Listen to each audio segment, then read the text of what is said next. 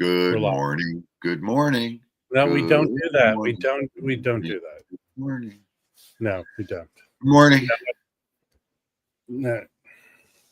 No singing hellos. Just say like, "What's up, Matt?" Hey, what's it? Good morning. I'm one of us. No. No. No. That's unacceptable. Today's a big day. Do you know what today is? No, what is it? Today, big day. Oh, I know what it is. I remember. Who deleted your comment? Steve Park. Steve Park, here's the deal. I didn't delete anything. You made a comment 8 hours before the live stream started. It faded away. They go, live stream hasn't started. This comment doesn't need to sit here. Is that what happened? So today is the day that, let's see what I can do here. I know what it is. What is it? Today's the day you get your fan from Hunter Fans, your ceiling fan. No? Oh, Beatles. Oh, everyone's getting their Beatles today. People got it already. I guess it's coming from Tennessee. And the people on the East Coast. The East Coast got it first. Bastards. They always win. There's some dude who I don't know how I started following on Instagram. But he's a big Beatles dude. He ordered the new box because he was making a video with the old box and he dropped it and broke the hinge on the top of it, the box. Okay. I feel the pain because early on in my YouTube career, I did a video where I held up a record and the record fell out and got a nice scratch on it. Wow. How about people that had the old mono box and sold off the records individually? Maybe they still have a box. How about the biggest moron in the world that had the old box and sold it way below what it goes for? I resemble that remark. And then they turn around and order a new box. And that goes for way more. I buy high and sell low. Okay, it's worked for me. Yeah. Good idea. You guys got your boxes already, I guess? No, mine's No, coming. Ours are coming today. It's out for delivery today. Good morning, everybody. So Morning, Harry. I'm doing Harry tomorrow. I'm gonna do a live stream because Thursday I'm traveling, so I can't do it. Okay. So tomorrow I will unveil the box because it's not coming during this stream. I should get my 2014 and say, "Look what I got." Well, here I did hear, and this is all anecdotal, so I don't know if everyone's having this, but I heard there were issues with the box. Oh no! Yeah, like Shut the covers have gluing issues. Did anyone out there hear that there's some sort of QC? I heard that like the back of it was kind of loose or something. The back of the box or the back of the covers? I heard the covers have gluing issues. Right, the back of the covers, yes. Yes. That makes my 2014 more valuable. Yeah. I don't know about that. Tomorrow, I sold my 2014 for $200. Tomorrow, I'm going to do a live stream. Okay, can we not talk about the Beatles? Yeah. Huh? The Beatles suck. I'm tired of that. That band, really, seriously. They haven't had a hit in years. You know, my favorite thing was, and I don't even know what came first. The chicken. The rooster. The rooster came first. No, me as a little boy watching TV shows that referred to the Beatles. Which show said it's bug music? It's what? There was a band in a sitcom, maybe a 60s sitcom. There was a band, instead of calling them the Beatles, they called it bug music. Maybe Does the anyone Flintstones. remember what that was? I think there was a Beatles knockoff on the Flintstones. I want which one called it bug music? I drove help that me. information out of my brain. There's no room for it. Bug music. But is that bug music? No. It's bug music. What is that? This is a book that dealing with bootlegs. Very cool. So, Saturday, Record Safari had their 4th anniversary sale, and it was quite a lot of people showed up. It was probably the most amount of people I've seen in that store at one time. They just let everyone in, and people were elbowing it. This dude, like, I was looking, and this dude was like trying to make a point, like getting out of my way, like he was actually doing physical and talking. I go, dude, just, we're all crowded in here. Look at the records, move away. And then he tried to do the thing where he needed the last word. So I was like, I didn't scream at him. I was like, dude, go have the last word. And then he said something, and I kept doing it to him. But you want the last word? Hey, I saw the video, man. The stuff on that wall, it was gone. So here was the one thing. It just shows you how much my collection has grown. There were 4 records I wouldn't have mind getting. I was probably 26th in line. I showed up a little over an hour beforehand. There were people, and I'm not pointing out names, who got there dirt early, really early. And so I got there a little over an hour. There were a few records he showed. So what Record Safari does, for Saturdays, their big drop day. Every day of the week, they post albums they're dropping. But they were putting out 1,500 records on Saturday. Wow. They, throughout the whole week, were posting the wall records that they were putting out. There were maybe 10, less than 10 jazz records, but I had a lot of them. There was one, it was a Japanese pressing, and there was another one. But by the time I got in, the desirable wall records were gone after 25 people. Yeah. I went right to the bins, and I pretty much found, actually, this record was the one I saw. So he posts the wall records. In the morning, he just posts records that are going directly into the bins. This is a David Murray solo saxophone record. It doesn't go for a lot of money. I saw it in that post, and I was able to get it.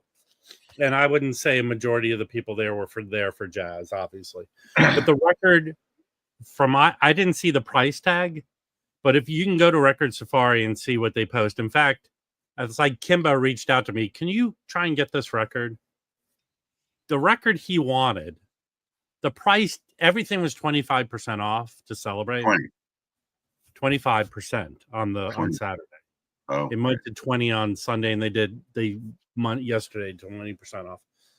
The record he wanted was a Nirvana promo record that I think came with a 7-inch. Harry, do you want to guess how much the sticker? I think that's the most expensive record. I'm going to say $2,000. That's 100% correct. That's because Bingo. I'm reading the comments. Oh. Vinyl Piper, you're horrible at the internet. You're really bad at trying to build up. So it was $2,000. I even thought And somebody bought it. Kimbo thought it might be $1,000. Kimbo thought it might be $1,000, and I go, I can't front $1,000 for you. I can't do that. Can't you put it on your Amex? Yeah, I mean, I scored a Grail big time. I went on Monday. Diners Club. I didn't even go till Monday, and I scored big time. You want to see it? Let me get it out of the way. It was not on the wall. It was in the bins, but it has all the paraphernalia and shit. I scored a mint copy of this. Wait a minute. This shit here at the time was like erotic. You know what I mean? I mean, Yeah, you had that on your bedroom wall, didn't you? Well, tell me okay. who didn't. Tell me who I'm- did not. Come on. I I had the Jane Fonda one. Can I I haven't point listened out? to The one it you yet. got I is don't know not where- very I'm good. not I want to sure. point out how Jim scored this. I think proof. there's I have this documented is a proof. RVG. Wait, This it's is how RVG. Jim scored it. I handed it to him. That's how he scored it. So, getting back to the thing, No Conway Twitty. it was packed full of people, and I've never seen the bins empty out like considerably. Like people went in there to buy records, and they were buying records. I don't know how he gets the inventory to restock like that. Well, That's okay, incredible. so he'd been saving records aside for this. He does. He prepares. So, but the wall records all went away. Like everyone came in buying stuff. Oh, if you watch the video, I mean, that's it. They go, you can just see them. They're gone. Like, they're gone. The owner of that store works probably harder than anyone to get collections. And some of the old guys, they are like, they don't want to bother, so they refer people to him. I'll tell you though, it's a good store, but it's no Bagatelle Records. No, obviously. Here's I'm not defending anybody, but he's a good guy, Alex, who runs everything. Yes. But out of everyone I witness and observe, he does the work. I don't see other stores working as hard as he does. That guy works his ass off. He works his ass off. They know it, and they're happy to dump all that shit on him. But people give him shit for whatever. That dude works hard. Now, is there any talk of them opening a second location? They did have a second location. They closed it. Oh, okay. It started as another store, which is a ways away from LA. It started in Pomona, and then Pomona, the Glass House. But it's the way here's my always when I talk to people like record store guys. You want people to walk out of your store with 5 records, not 1. And I can't think of many stores where you can do that, but that's one of them. I'm not going to limit myself. Well, you did at Bagatelle. Well, it's because I only had cash. Go for a walk and get some. Yeah, do the work. That's okay. There's ATMs down the street. Harry, you need to do the work. You don't do the work. So I went yesterday because everything was 20% off. And I wish I lived down there. So I only paid $1.80 for that record. So you paid like $1.79 too much. I think not, sir. Yesterday, I already actually have a very same copy as this I'm about to show, but I found another one. I found the original Boston with the original hype sticker. So the copy I have is exactly like this. It has this bio hype sticker. Or this is it a review? It's a review, and then it has that, and it's still in the shrink. But I didn't know this. I don't think you can find this easily. Very cool. The original Epic. So I'm gonna. I met that whole band when they did a grand opening at a Peaches Records in Tacoma. Really? They came in and did a signing. It was nice. Nice. If you go watch go to Grant's Rock Warehouse, we do this thing called No Skips. And the newest one, which was posted the other day, is I talk about Boston's Third Stage. I consider that one of my favorite records. Really? Yeah, I just do. But I did not have a decent copy of the second album. So I found a copy of the second album, which is a gatefold. Has that got Amanda on it? That's on the third one. The third one. That's like the only good song on the third album. No, it isn't. There's other ones. This one is in really decent condition. I don't think you can find it. And it's a Wally Trugget. Wally Trugget mastered the second one. You know, I'm surprised at the number of people say, I never knew that was a spaceship on the cover. And it has the original. This thing, like no one, it looks like no one ever played this. But I like Boston. Big Boston fan. I've never been there. I have a lot. And I've never been to Chicago either. Well, then those are two cities you should visit. But I love both bands. One thing about Boston is when I had in-laws there. When you get off the plane in Boston, it's like what you notice how, and I mean this with all due respect, the women are not that attractive compared to LA. They're just not. And but after like 3 or 4 days, they start looking really good. I call it the Boston effect. And is there a strong odor of beans? No. Fish, they're not beans. Listen, Harry, you stereotype person.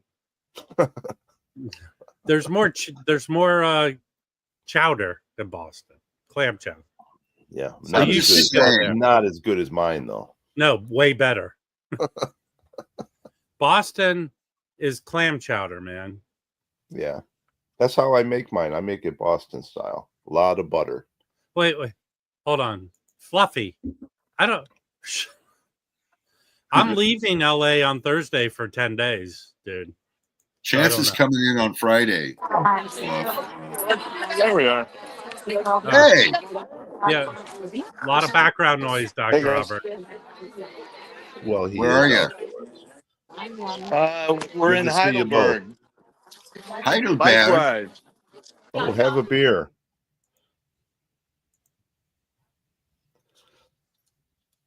Okay. Yeah, but yeah. Can I say something really inappropriate right now? Inappropriate. Please do. I doubt I can stop you. So. Do they have glockenspiels in Heidelberg? Yes. Are there glockenspiels in Heidelberg? You're coming in. You're coming in and out. I haven't seen any, Jim, but I haven't really looked for any either. So I don't know. Aren't you supposed to be wearing lederhosen or whatever they call that? Lederhosen. Lederhosen. Who says we aren't? Who says we aren't, Harry? Well, let's see it, dude.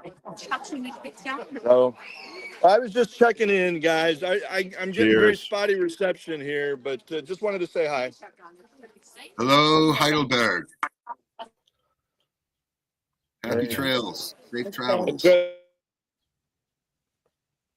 Later. Hey, remind me not to re-sign up with the Russian the German cell phone. Rob, you have a lederhosen, don't you? No. God bless you, Rob. Yeah, God bless you.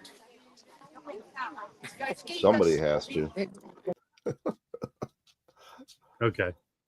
That was a wonderful appearance. That's why we watch this. That's why people tune in, because you never know who's going to pop in.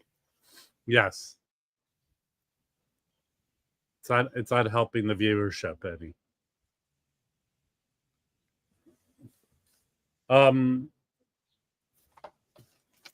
Let me show a few more other records. Let's see what else. Oh, here's one. Gravy Train. I did get a Gravy Train record the other day. I got Kraft has this coming out through their jazz dispensary. This is a Cal Jader record from the 70s. Apparently, it's very desirable.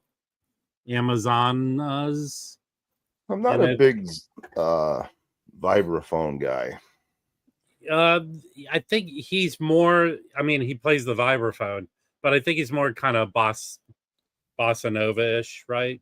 Yeah, that'd be okay. I like bossa nova. Yeah, this is a good kind of late night kind of electronic-y, funky record. I can understand why people are. Yeah, this is a shill record. I'm shilling it. I'm sending it. I listened to it. It's very good. And they recreated it. It came out on that 70s fantasy label. This is very good. It sounds great. This Kevin Gray did it, mastered it. and Tip-On Jacket is very nice. I recommend this. It's not a bad record. That's my shellness. If I thought it was horrible, I wouldn't say anything. Speaking of fantasy, what's the reason for that new John Fogerty where he's just redoing all his old songs with his kid? I mean, there's a money grab. Right. Would you put it past him to do it? I mean, I'm not buying it. I don't understand the legal thing he went through. Does he have ownership back of all his songs? Yeah. He has. Does he have ownership of does he have ownership of the recordings or just the songs? I think he got the rights to do it all again. So that's why he's doing it, right? I know, but still, come on. You did those songs 50 years ago. Now you want to re-record them and sell them to us again? The same songs? I don't think the Caljader record came out already, but they've been pushing it. I mean, the Jazz Dispensary is their kind of label. But I have 3 or 4 Shel Silverstein records. Do we want to jazzercise for a few minutes? No. As a group? Can we? No. We could if we wanted to. It's all up, You know what we should do? That should be like the first 5 minutes of every live stream. We should do calisthenics. I think we should wait until we build up an audience. Maybe the 8 o'clock hour, 5 minutes, first 5 minutes. Give everyone a chance to get their leotards on and everything. Man, that's why you're not in charge, Jim. Bad ideas. Right, Chris.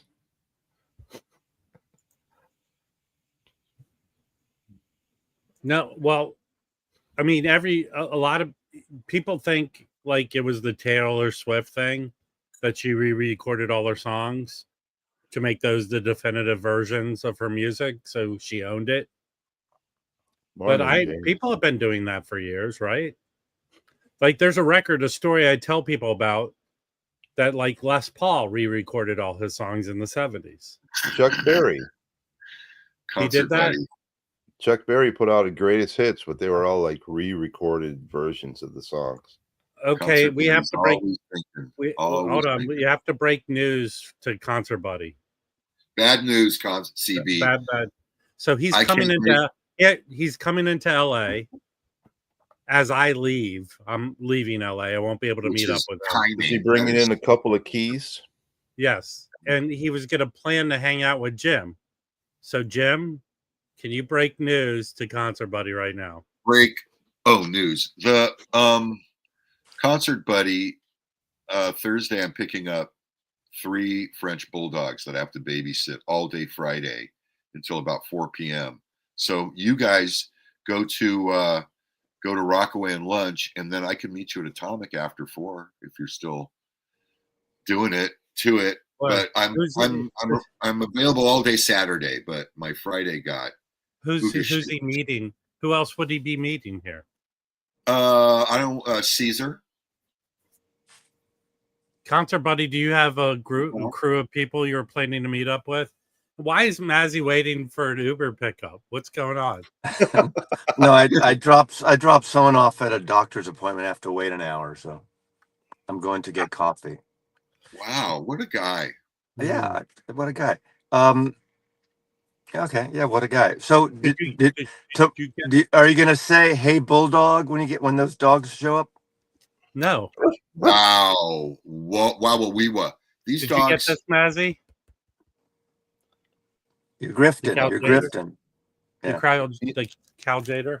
You know, the Hey Bulldog song originally was Hey Bullfrog. Oh wow! Okay. I actually love that song. It was. Thank you, Harry. What was the other side of that single? It wasn't a single. It was no. I had it. Yeah. Hey, but you had the Beatles "Hey Bulldog" on a single. I think so, on a 45 with I don't think what so. you call it on the other side, unless it was one of those SEMA jukebox reissues or something. I can't. It's too early for me to concentrate on that. I don't know. So. Hold on. He was leaving you out of a group meetup on Saturday. How did that record come out? It was on Yellow Submarine. It was on the Yellow Submarine soundtrack. Oh, it was. Dun, dun, dun. It's one of the great. It's a great song. It is. But it was recorded for Yellow Submarine. Well, they recorded stuff that they put on Yellow. I don't remember if it specifically recorded for that, but it was around that time, 1968. You know, so. I have another. Well, No more Beatles, okay? Yeah, I didn't. Well, I did bring it up, didn't I? Well, I said, "Hey, Bulldog." That's what I did.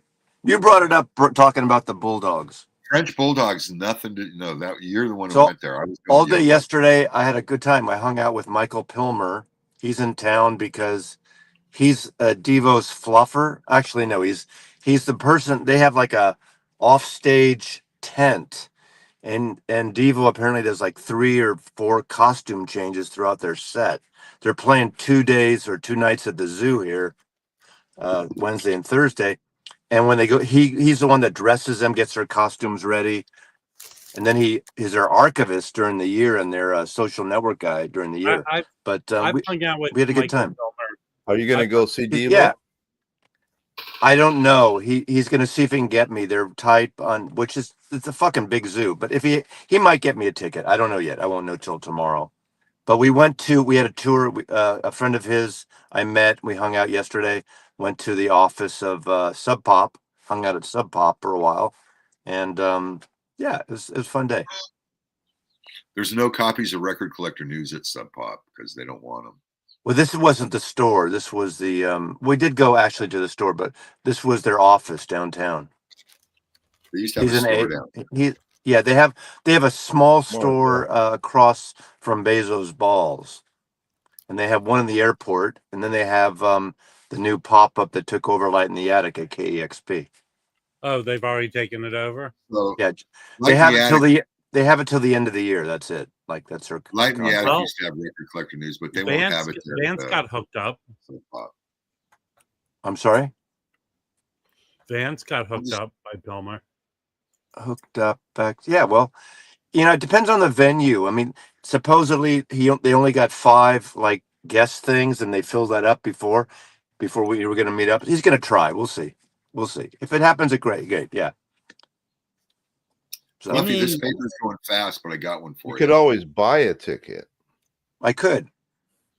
You mean Vader's not an American name? Pardon me? That would go against his shilling and hey, Harry, let me tell you. Let me educate Harry. When you hit 40,000 subscribers, you don't buy anything. People buy you drinks. They take you out to dinner, and they don't. You get your Except own I fluffer. chauffeured. I pulled a Rob yesterday. I picked him up at his hotel. I chauffeured him around all day till 10 o'clock last night, to bars, to restaurants, to, so it was a fair trade. It was fun. He came over. We pre-recorded a Whack-a-ole, which may be up in a few weeks. Fun. Yeah, Wait, Whack-a-moles are delayed weeks? Why? Well, this is a unique. My next Whack-a-mole is number 200, and I want it to be like all my friends, or a bunch of people local come by and hang out and do it. But I haven't coordinated that, so this one we recorded is 201. So I'm in no rush. I'm sorry, you're not big enough to be part of. Exactly. I need a draw. If I can have the archivist and Coffee Julie, that I need a draw. If you do that, then people are going to say, well, in number 200, his hair was shorter than or longer than it was in 201. My hair? Yeah. Hey, exactly. Mazzy, that's what they're going to say. Mazzy, seriously, do you know any Seattle local celebrities? Do you know any that are local to Seattle? I don't know personally. I've met a couple, but no, I don't think I do. I'm trying to think. You would think Lance should be able to hook you up with somebody. I don't know. I mean, I've met Jeff Ament. I had coffee with Jeff Ament, the bass player from Pearl Jam, and I had no idea who he was when I was sitting across from him, and we were talking for about an hour and a half with 2 other guys he knew. And then I realized, I know this guy's in a band. I bet you it's Pearl Jam. So I'm across from him with my laptop. I look at my laptop and I see his picture. And then I kind of went on like I knew who he was finally, That happened with me at a record show. I was selling at the Seattle Record Show, and the guy came up and I said, God, you look familiar. Have you been in I had my store at the time. Have you been in my record store? I don't know. Where's your record store? I tell him. He goes, I don't think I've been there. Then he leaves. I mean, it was Mike McCready. Oh yeah. I didn't meet. I stood behind at a small club, Stone Gossard. But even him, I didn't know what those guys. I don't know what those guys look like. I'm talking like the weatherman on TV, or. Well, I don't even know the weather. I don't have regular TV here, so I don't know the. You don't need I don't know the local news. I don't know the local local news people here. I mistook Dennis Hopper for Robert Vaughn once. You tell this story all the time. I swear to God, you need a chart in front of you with all your stories and go, I've told this one already. I went to Dennis Hopper's house in Venice once, and he showed me a small part of his art collection when I picked up a portfolio. So that was the Frank Gehry house in Venice. Hey, Patrick Sweden, how big is the WNBA in Sweden that you're watching? Wait, is there a team called the Seattle Storm anymore? I don't know. So. I don't even know. I don't know. I don't follow sports really. I know the Seahawks and the Mariners. That's it. Oh, and the Kraken. You know. Well, you have a soccer team too. Kraken. No, Kraken's the hockey team. Oh, I'm sorry. Yeah, that's the Thunder. No. I don't know. I don't give a shit. The Sounders. We have Sounders. We have Starbucks. We have Starbucks here. Okay, we have Starbucks headquarters here. So. Yeah, what's the head of Starbucks? What's that guy's name? Well, Howard the new guy, I don't know his name. Do you know Howard Schultz? Well, he's not there. He's not an asshole because he sold the Sonics that fucked up. He's not there anymore. He's emeritus. They have a new guy. I don't know. Well, now here's a basketball thing. My stepdaughter's husband, his uncle is Lenny Wilkins, who did play for the. He was the coach. The Sonics, yeah. He was the coach. Yeah, he won the championship. I met Steve Turner a couple times. That's the guy in Mudhoney. I've met a few musicians, but I don't know the bands. There's a lot of comedians from up there. I don't know any comedians in Seattle. I think there's one guy I met up there. He's in a band, Dada, I think it is. Oh, right. That's right, Joey Callis. Sorry, Joey. I forgot. Wow. Now, since he's touring, he won't be able to come over for your familiarity breeds. Well, I haven't scheduled. I don't know. I haven't scheduled. It could be a month from now. It could be 2 months. I don't know. I just haven't. Hey, Michael Pilmer, I'm sorry. Your Whack-a-ole will not be seen for 3 years. You might as well not have done it. Right. You're on the editing. Well, maybe I'll. I mean, I could do it like the Marvel multiverse. I could drop 201 first and then do 200 after 201. Well, that would be devolving. If you had any editing skills, you do a 200 placeholder, and then you do the 201. Oh, actually, that's a good idea. I could do like a 1 minute video saying this is a placeholder and do it actually as a good idea. Okay, I have a good idea for you. What you do is you take segments from each of your whack-a-moles and edit them into like a minute clip. Yeah, I could do that, but I'm not gonna. Is Quincy Jones still alive? No, he just died. He's from Seattle. Yeah, he is from Seattle. Not far from me. Quincy Jones. He's a producer, arranger. And don't forget Jimi Hendrix. I think he's on some jazz albums there, Rob. I've heard of Quincy Jones. I didn't hear what you said, Harry. There was a time when Kenny G was. Is Quincy Jones still alive? There was a time when Kenny G was the most badass 15-year-old saxophone player in Seattle, Washington. So let me ask you. On a Wednesday night between 8 and 9. Let me ask you this.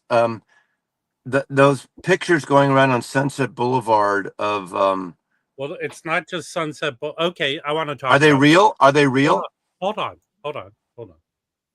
Okay, I'm going to pull up some pictures. So apparently Mazzy and a lot of the elder statesmen of the internet, Mazzy made a video where he played dime store sleuth and came out and said, look, they're closed and they all line up that the Buckingham Nicks album is going to be reissued. Go watch that video. Mazzy needs the views. He needs the sub. I got like 5,000 views on it or something. Okay, so apparently there's an account. I'm trying to pull it up. Oh, it's a fan account though, right? Nicks. This is, but yeah, it's called Nicks, Stevie Nicks Nation. Stevie Nicks Nation. I wonder, is that a real picture? I know where this is. It's kind of a couple blocks from where I typically hang out. It's like a couple blocks, 3 blocks from Amoeba.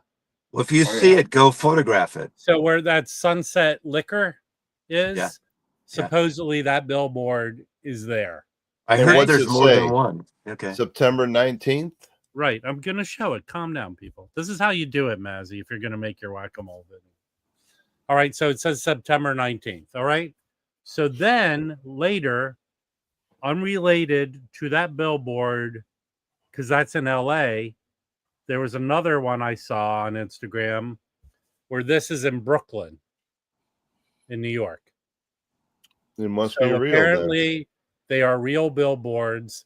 This is posted by Brooklyn Vegan, which I follow. I follow Brooklyn Vegan. Well, hopefully it won't be a record store day release. Well, it won't. It won't. There's no way that's in Brooklyn. Those are palm trees in the background. Yeah. So, but that's what was posted. It's not gonna. They would not promote a record store day release. So it looks like it's coming out September 19th.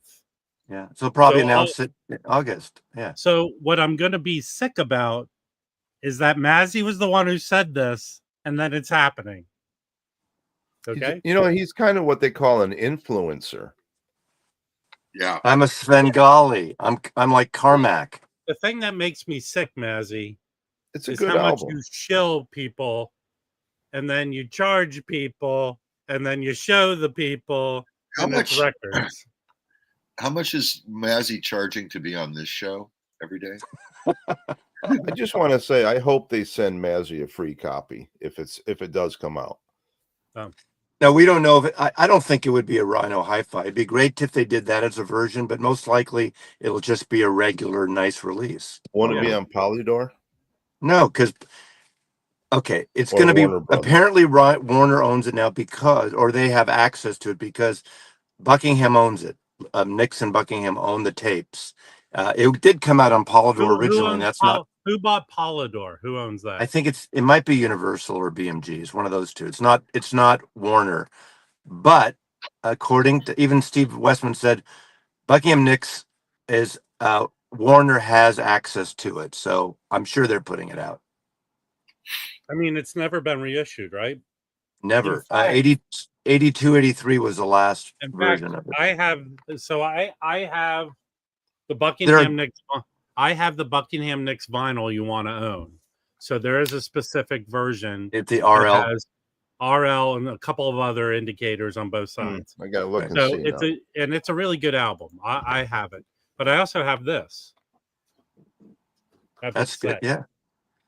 Now, people who have the CD, that's a bootleg gray market one. There's like it never Japanese came out on CD, right? Well, it did, and it's a gray market, Japanese and a few others. Yeah, but they're fakes. They're fakes. But there's a couple of threads on the Hoffman about she felt abused, that she had to take her shirt off and the nudes, and she doesn't like it, so they're going to change the cover. Bullshit. Obviously, we know now they're not. I have to point out something. Ed Topo, my favorite UK person that comes around here, but you misspelled mom. It's MOM. Is his mom not in the US? Maybe if your mom is wrapped in bandages, like entire body, then she's mom. Mummy. Yeah. Mummy. I'm a mummy. My mummy's dead. I used to snort the same cocaine as. So this says RL Sterling. What else should it say? That's it. There's like 3 indicators that make that whatever version, the one people say is the top. I don't even know if she was real. Was she a ghost at Topo? It's a 1A, 1A on each side. I don't know. But if it's RL and Sterling on both sides, you have... You know, it's a really good album. Jim Keltner plays bass. Waddy Wachtel's guitar. Actually, when you listen to it, that's like a solarization of the photograph. It sounds like the Fleetwood Mac album without the rhythm section. You know? Yeah, it's very close. If you like that Fleetwood Mac album, it's more the same. You know. And Mick Fleetwood heard that one song on that record and wanted Lindsay, and he said, "I'm not going unless you bring both of us." That all to his power. So, you know.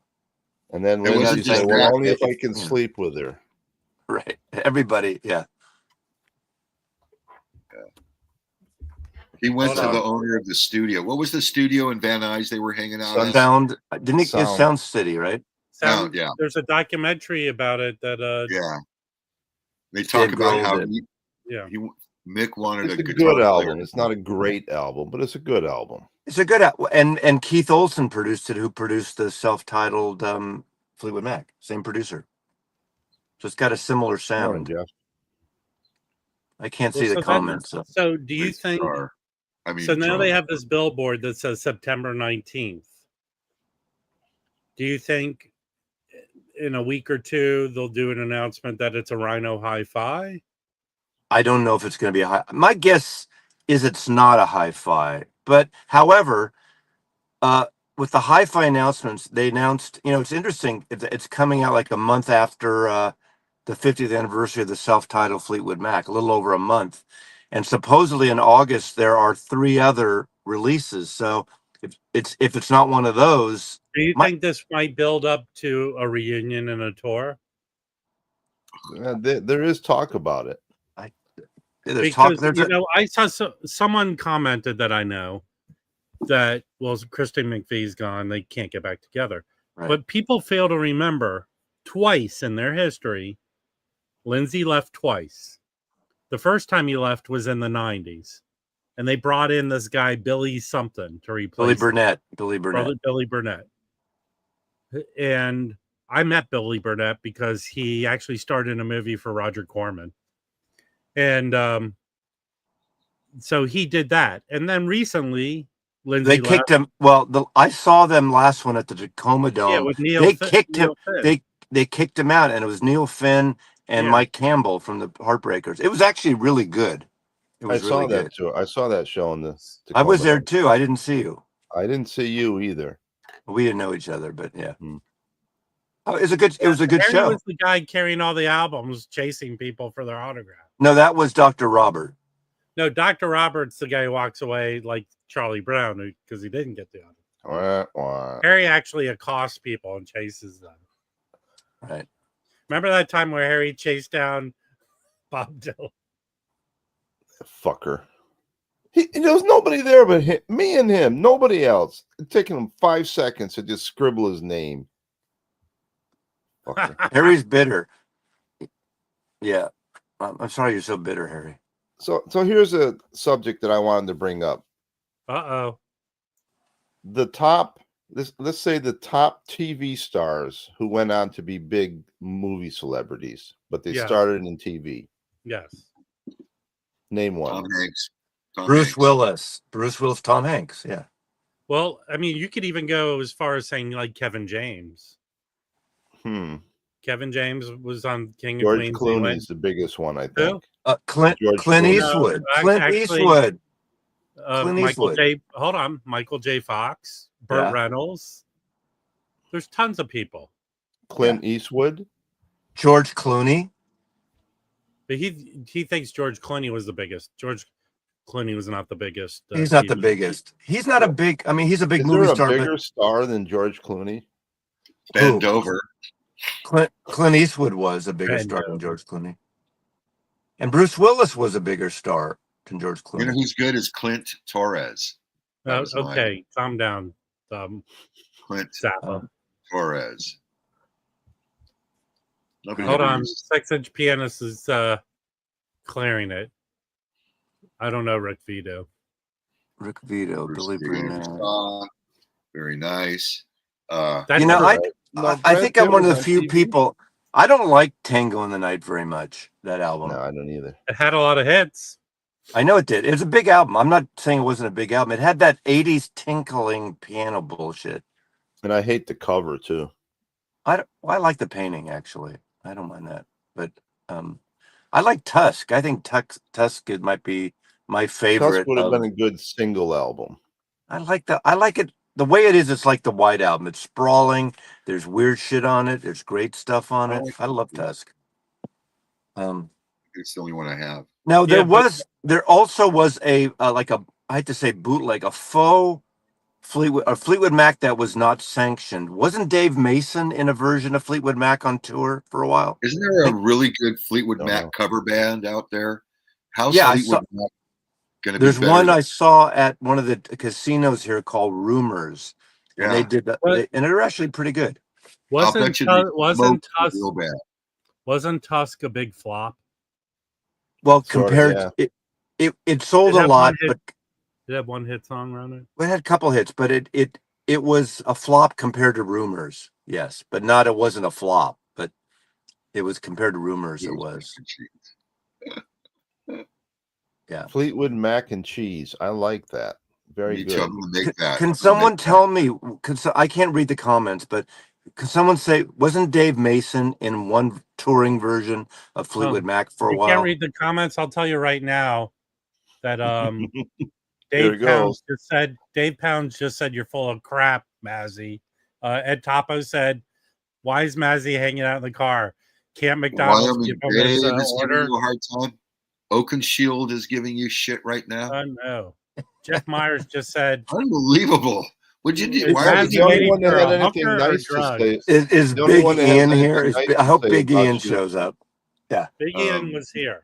The only comment that's nice about you is from Michael 45. I've never heard that kind of language. Rick, hold on. Rick's just said, Mazzy, I've been ripping you a new a-hole in your comment section of your videos. Thank you. Thank you. Morning, Dave. Anyway, no, they love you, Mazzy. They really do. I'm asking the answer to the question. Wasn't Dave Mason? Nobody's commented on it. Nobody's ever heard of that. They're wondering if possibly you're having some sort of a mental early Alzheimer's thing. Here's the reason I say that Tusk was a flop. From what I vaguely remember, is it was one of the highest production costs to make an album. Yeah. Am I wrong about that? It wasn't a great follow-up sales-wise, but I think aesthetically, what's great is I got the CD of I think I told you this, Camper Van Beethoven, and when they came back in the 90s, or is it 90s or early 2000s maybe, they did a Camper Van version cover of the entire Tusk album. It's kind of their take on Tusk, and it's fabulous. It's weird. Tenure in Fleetwood Mac for a brief period in the mid-1990s. Mason joined Fleetwood Mac and released the album Time with them in 1995. He toured with them. There you go. Okay, I knew it. I can't read that, so it doesn't really matter. So Google's your friend. Thank you. I knew that was a fact. And there was a lawsuit about it, like the management or something. Remember there was maybe it was another band too, that there was a touring band that had nothing to do with the original, but the manager thought he owed in the name or something. Well, that's tons of happened. Probably a Matthew Katz band. I keep forgetting. Right. So there was a big controversy with bands related to doo-wop groups from the 50s. And then in the 70s and 80s, different versions of these bands existing. And I forget who was the champion who came and did a big lawsuit that kind of allowed people who own the rights to the names to use them and kind of get rid of the pretenders. I forget. The Champs were on tour from Tequila, but none of the band that was on tour were on the record. So there was a figure, somebody who championed the people who own the rights to be called whoever they were being. In the 60s, that was not a big deal, but there was a number of like garage type bands in the 60s that would tour that had nothing to do with who made the record. They would tour like not the Outsiders, but some garage band. I forgot, not the Association, but there were a couple bands that would tour as the band because they were a studio outfit. Was it Electric Prunes, maybe something like that? I know There's David one out Axelrod. right now called Leonard Skinner that claimed to be the band. Okay, there was a time. John, a time when... it's bloody awful in a good way. I'm sorry. It's yeah. I know it's not your thing. There was a time when Little Richard had a tour scheduled, and at the same time he had like a gig in Hollywood or something. So to complete the tour, they put a kind of unknown James Brown in to do the last 5 shows. Nobody knew the difference. I bet you if after like a 10-hour pub crawl at midnight, we played that Tusk CD, that everyone after that pub crawl would appreciate it. I'll tell you, the coolest thing that Fleetwood Mac did is for Tusk is when they recorded that song with, was it the USC marching band or the USC marching band? I believe it's USC. Yeah, called Trojans. Rob. The song is called Tusk. Right. Okay. Thank you, Harry. Harry now is the official go-to source for all Fleetwood Mac information. I'm gonna go get some coffee in here. I'm waiting in the parking lot. I'll be back maybe. All right. We call it scoring drugs, Mazzy. Yeah. But the Tusk they did with the marching band, that's good.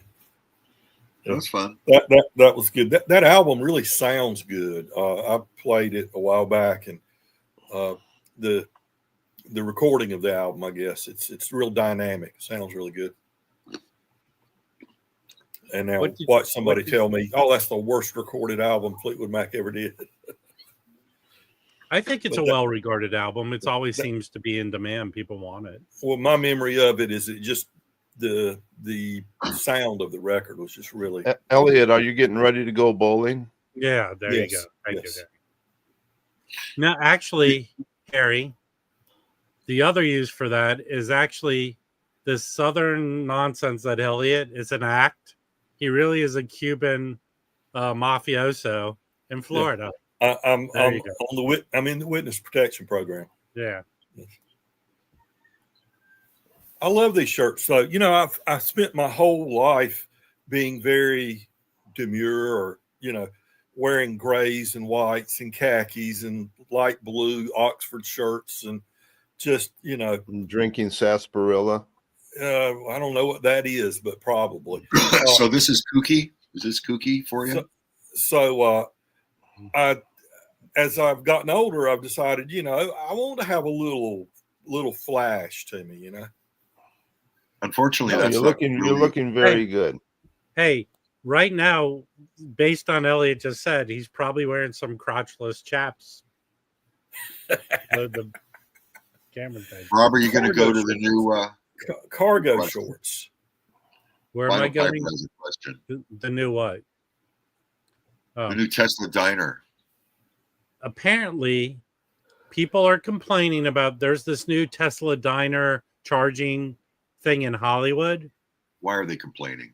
Because there seems to be only like 10 spots to charge your car, and you have to be part of some sort of Tesla club to do it. A cult. It's a cult. Oh, the so horror. Not even regular, but I mean, why would I want to go to? They have like a big giant screen where you can sit there and watch like movies and stuff. Nah, that kind of stuff doesn't impress me. You know what they're building here in Santa Monica? The rumor is down here on the 3rd Street Promenade, which is a big kind of touristy area, they're going to open a Teenage Mutant Ninja Turtles pizza place.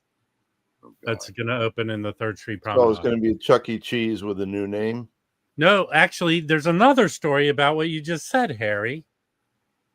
The owners of Chuck E. Cheese are now opening adults-only versions of Chuck E. Cheese around the country. Isn't that Dave and Buster's? Didn't that go over? I mean, that attracts families. But these new Chuck E. Cheeses are directed at adults. Jim, I'm going to tell you right now, you can't go confusing. unless you meet a certain height requirement. That's a confusing marketing scheme because everybody associates Chuck E. Cheese with that is families. such bullshit, Gary. So from what I understand, when you walk in the door, there's a mark. They've opened several around the country, but the one I think near LA is in Brea, at the Brea Mall, which is in Orange County, basically. It's in Brea, which is in between Orange County and like for the blind. Okay. I am not that short, Harry. Hey, I want to go to a Hooters for the blind. Can someone do me a favor? Put on a diaper, drive straight to Puyallup, and slap Harry upside the head. Put on an astronaut diaper. Can you imagine Hooters with Braille menus and Braille servers? Yeah. All I'm saying is, I think I'm on to something. Chance, when you come to LA, you have to get your crew together and go to the adult Chuck E. Cheese. Is Chance bringing an entourage with him? Is Chance coming with an entourage? He does. He's like a rush. He has an announcer. He has a guy with a fur coat. He has a little person. He was hoping that Jim could be the role of the little person. But I'm busy on Friday. He actually has a little person who carries a box. Or they call that arrive to where they're going. Person. The box opens and Chance takes his hat out, changes his hat. What do they call it? Vertically challenged? All the Hooters seem to have closed down. I was a big Hooters fan. I like the Hooters no matter what size they were. I miss the Hooter dude. I'm a what do you call it? An aficionado of the Hooters. You're the girls Hooters with the big jugs, but I like their food there too. Yeah, right. They have food there? I read the articles. I read all those articles. The fried pickles, they were like the first. I always appreciated the articles. Not pickles, Rob. Fried they were pickles. Unruly. They used to be unruly customers. Ooh, ouch. Ouch. Hey, can we talk about Mint Mobile? I'm here to clear up the rumors about. Okay. We lost you, Elliot. You were so close. Yeah. The rumor? What rumor? I'm here. The rumors about Lindsey Buckingham and what's her name? Stevie Nicks. Stevie Nicks. It turns out that it's not the repressing and re-release of their iconic album pre Fleetwood Mac. It's actually that they've reconciled. It turns out they got married in Dillon, South Carolina over the weekend, and they are currently honeymooning at south of the border, there at the North Carolina South Carolina border, staying at one of the one-star hotels in the honeymoon suite. So, man, what a way to clear that up! Crowbar in the nonsense. Way to crowbar in the nonsense that is North Carolina. North Carolina. In the case of Dillon and south of the border, that's South Carolina. I've driven by south of the border, but I've never gone there. So and North Carolina's best advice is to, if anyone doesn't know what south of the border is, keep going. Keep going. Do not stop. Wasn't south of the border sort of the original Buc-ee's? Like, it was a place to stop to gas up. It had attractions and get some food. I've never heard that. No, that's what south of the border is. It's a place. It was a tourist trap on Interstate. Right. It's a tourist trap on Interstate 95, right after you cross the border from North Carolina into South Carolina. Yeah. It's very low. The bar is very low there. The thing we would go there for is you couldn't buy firecrackers in North Carolina. You drive to south of the border and buy firecrackers. But if you're driving down 95 in either direction, you're going to see billboards for 100 miles on either direction before you get to south of the border. Now, how long? That place has been there like 60, 70 years, right? Yeah, the Interstate 95 was completed in the late 60s, I believe. So, and that portion of the interstate may have been completed before that. So I'd say at least 50, 60 years. Yeah. And it's tacky as all get out. Yeah, Let me tell you, it is extremely tacky. It was sort of like an attraction like that, but people would stop there to gas up and get food and tourist trappy shit. Before on their way, it was kind of like a halfway point to go to Florida. Yep. That's what it was. You stop there on your way down to Florida. Right. I think Mazzy's in the drive-through lane for Chick-fil-A. We've made better car jokes than that, Harry, already this morning. I know, but we're hitting the bottom of the barrel now. I'm literally in the parking lot at Starbucks. I had a coffee and I'm having some juice. That's it. You know, it's illegal to steal their internet. No, I'm in I'm close to Harry. I'm in Renton. Mazzy, what's the code at the Starbucks? No code. The bathroom code. I use the bathroom. There's no code to this one. Oh, awesome. So this part of Renton, there's no riffraff that you need a code. Wow, I'm impressed. I know. There's riffraff everywhere, man. You just don't know where to look. That's true. That's true. Sometimes there's just raff. Okay, interstate trivia. Odd numbers run north and south. Even numbers go east and west. Hey, Vinyl Piper, when you're the assistant manager, you ever meet that Herman Cain dude? Remember him? The Renton Godfather's Pizza? Shut up, Vinyl Piper. Really? Is that the guy that ran for president? Yeah. Wasn't he the guy who came from Godfather's Pizza? Could be. Yeah. I don't know. Oh yeah, he. Anybody watch Stephen Colbert last night? It was so good. No, I have to go back and look at it. Hey, Danny, that's just bullshit. That a fucking president has the power to shut down a network TV show. No, they had Miranda. What's his name? They had the composer and star of Hamilton with Weird Al Yankovic. They're pals. Well, anyway, they played the Coldplay song, and they cut to the audience, like if you follow the news. And there's one scene, and you have this guy sitting. I think it must be the husband of Anderson Cooper, and they're going like this. They start making out, and then they cut to Jon Stewart and John Oliver, and they're whooping it up in the audience. You got to watch it. It's pretty funny. It's funny. But his opening monologue was spot on. Oh, breaking news for Jim P. It'll be on YouTube. It is on YouTube.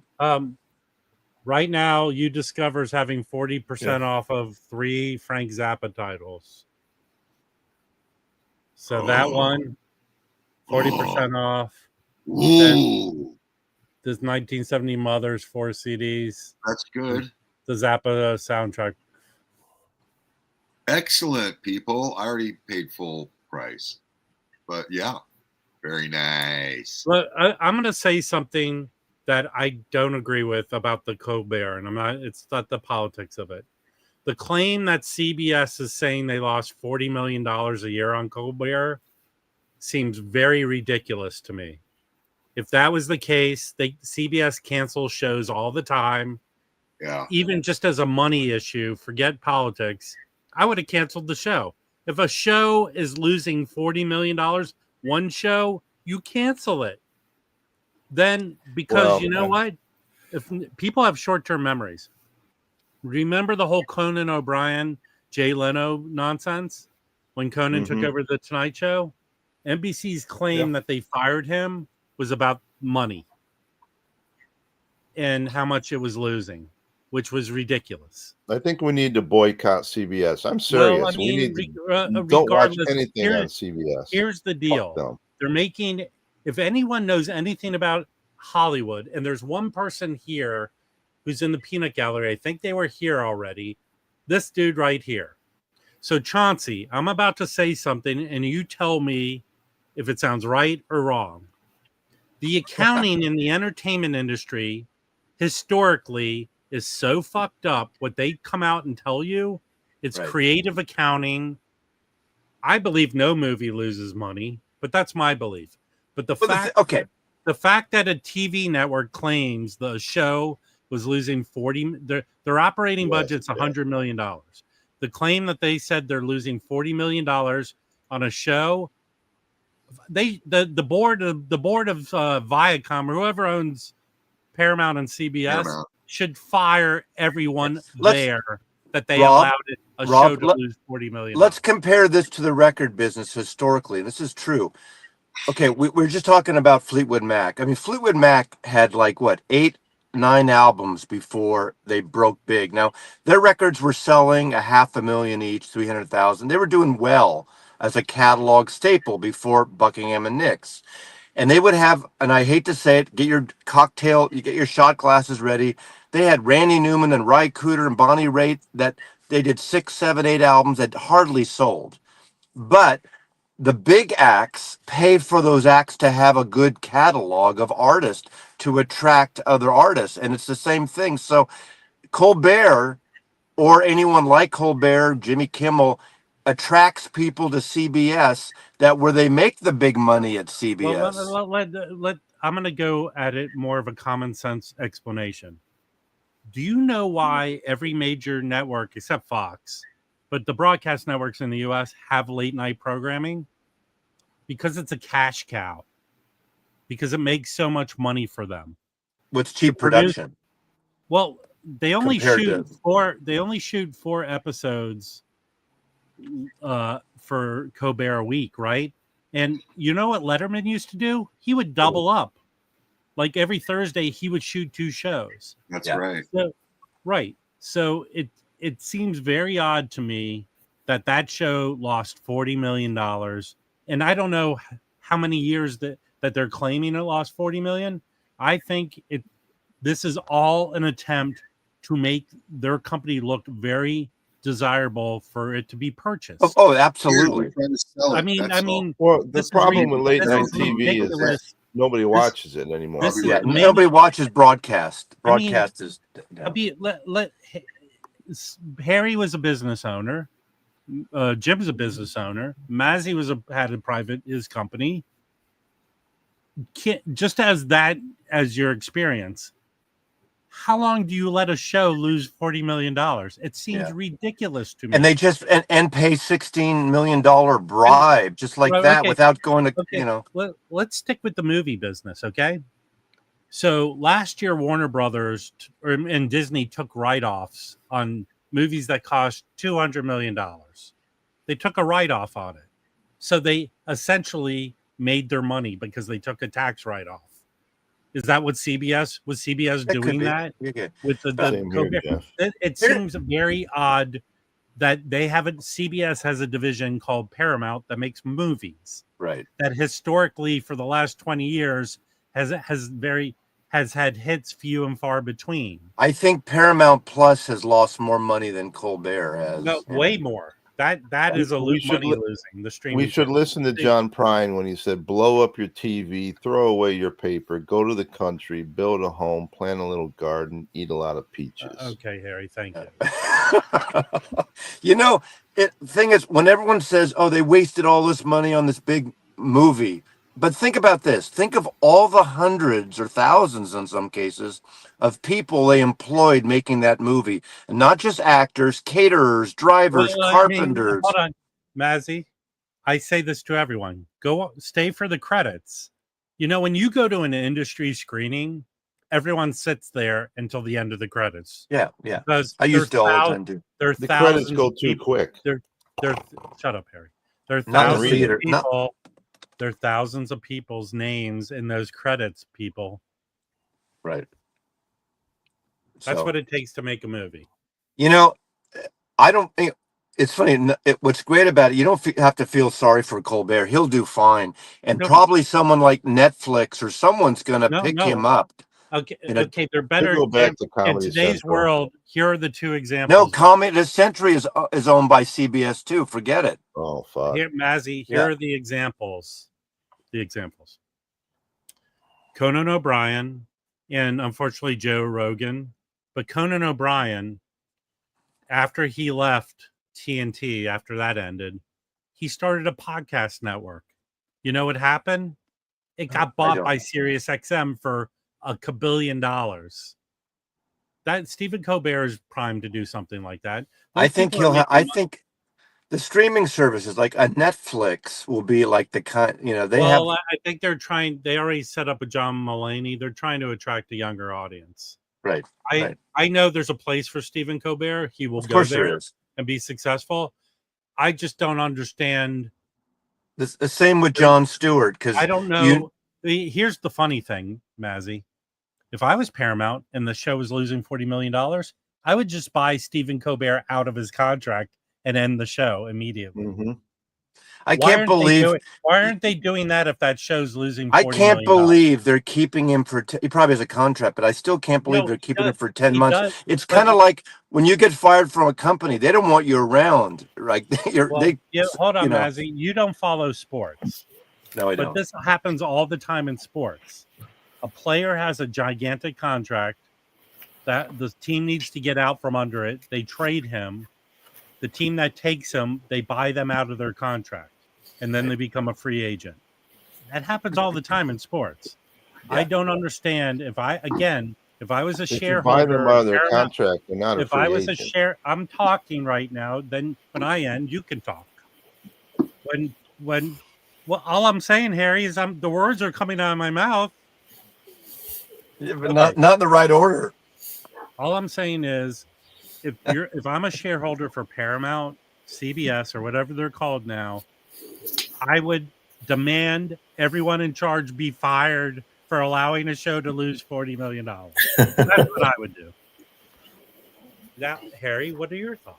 No, you said that they buy them out of their contract and then they're a free agent. No, they're not. Yeah. They're part of that new team that bought their contract. They're not a free agent. No.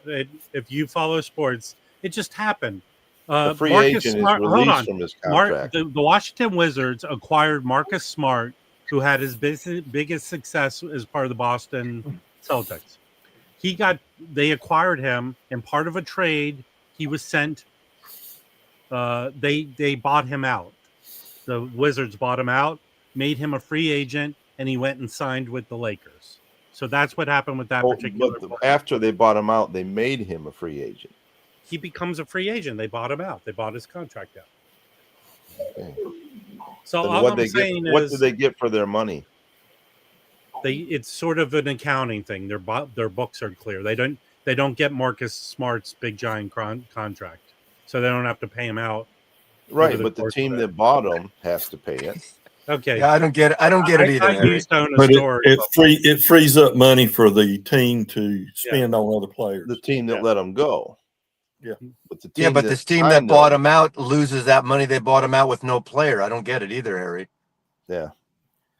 Don't try to make it make well, sense. I've never been a mascot. Instead of poking holes in my scenario, all I'm saying is, if I was the shareholders, I would say you need to buy this dude out and end the show if it's losing $40 billion. Yeah, I agree with you there.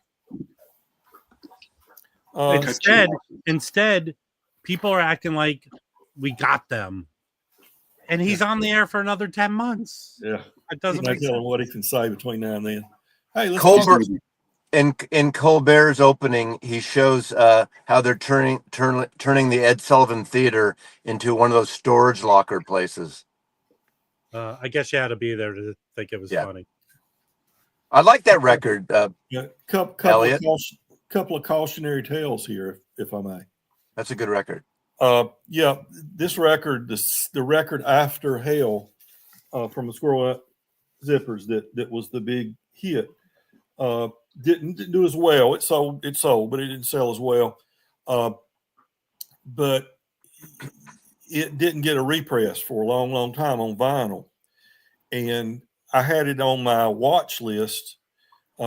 These things were selling for, or asking prices were $150.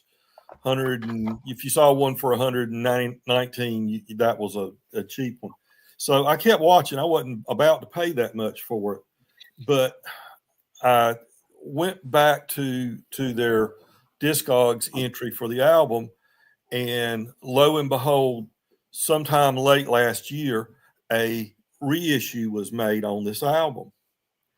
And so while I keep getting these feeds from Discogs with prices, you know, from your want list, 179, 149, 119, thinking that I'd never be able to afford it because I really wanted this album, but I wasn't going to pay that price. The repress came out earlier this year, but because on my want list it's listing that particular pressing, I thought it had stayed that high. But no, I got this for, you know, just like $20 plus shipping. So be careful. So check periodically when you've got something on your want list. Check periodically and see if there hadn't been a repressing added or something like that. Because if I had been careless with my money or irresponsible with money, I might have paid 5 times what I should be able to get this record for. And another cautionary tale. This is a obscure album, a hard to get album. Songs of music from the hills of Caldwell County, Piedmont Blues album. It's basically Etta Baker and her various family members on this album. Weren't many of them pressed. The record label, it's technically on Physical Records, but the record label there in Maryland, Alpha or whatever it is, they put it out. An expensive record, hard to find, and there were like 3 copies on sale on Discogs, and guy ended up paying $36 for this because he said that it was near mint. And also, while I was at it, I got this Gene Ritchie British ballads from the British traditional ballads, the child ballads in the Southern Mountains, sung by Gene Ritchie. This is volume 2. I had volume 1. Is that Smithsonian? Yeah, it's folklore. Yeah, and it included the booklet, which sometimes you can't get. Right. Very few of these as well. He had it near mint for $16 and some cents. Nice, very nice. So I bought those, got them home. He said he was going to put them in his ultrasonic cleaner before he shipped them. Got them. I said, okay, I'm not even going to clean this, which is something I always do. I said, I'm going to go against my rule and I'm not going to clean it. And I'm going to put it on because he said he cleaned it right before he shipped it. These things play VG at best. Surface noise, some pops and cracks. There is no way these 2 records could be near. You should sue them for $18 million. And I put them through my cleaning process. It cleaned it up a little bit, but still, these were VG at best.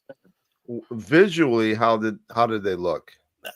Visually, you could probably get away with calling them VG plus. Okay. So did you respond back with the guy? I corresponded with him, and he did what normally sellers do on Discogs. He said, you can ship them back and I can refund all your money, or we can, come up with an adjusted price. So I did the research. I looked and see what they had sold for. But I said, there's no way these are they're not even VG plus. These are VG records. And I came up with what I thought was reasonable, which was basically about $20 less.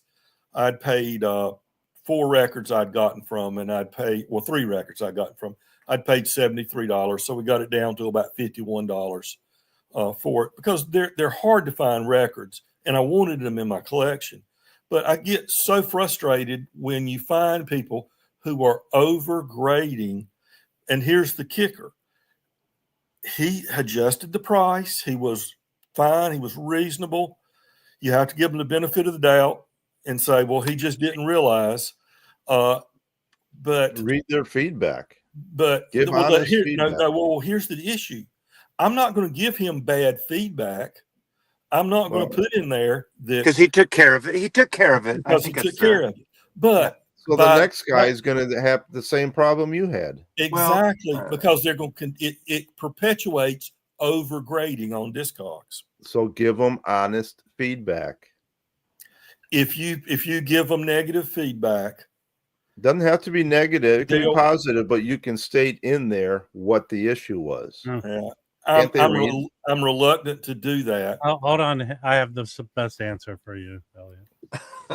You go get your henchmen from Miami, send them to this guy's place. You know, but here's the deal. I mean, that's your dilemma. These are hard to find records. Yeah. Maybe he would have send them back, but he probably wouldn't change the listing. He would have sold them somebody else's near mint. Yeah. Yeah. You know, a lot of people like when I was selling Dizzy stuff, I didn't listen to every record. I might have cleaned a record. People told you that. No, but I mean, I might have cleaned records in ultrasonic. They look great. They look fine. And, you know, you don't know until you play them. But a used record, you never grade near mint. Oh, okay. Oh, I wouldn't. You're right. By the way, I'm going to do my impression of Mazzy when he started doing the Dizzy auctions. Hey, I have this Jethro Tull Aqualing. That's nothing like me. Yeah, OJC. Let me tell you what it is. I'm glad after 3 years you got your jazz training wheels off. There's a few little scrapes and little wrinkles. I didn't clean it, nor did I listen to it. But this is near mint. Okay, Rob, shut the fuck up, dude. Here's a CD I listened to last night that I haven't listened to in a long time, and I really like it. Anybody familiar with Huffamoose? I think you just made that up. No, I don't. Nobody knows CD. That record. Nobody knows it. No, for me, got Wait, James. We've been had again. Like a Weed is a great song. Let me help you out with the internet, Harry. What kind of music is it, Harry? It's rock. Like in what style? Yeah, this isn't helping us or wanting us to listen to it. It's post punk. It's Nosegaze. 1997 it came out. Come on, nobody knows Huffamoose? I'm shocked. No. Hello, poetry lovers. No, we don't know it.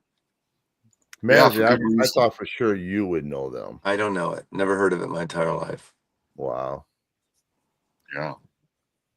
How about here's another Travis Shook and the Club Wow? Anyone remember them?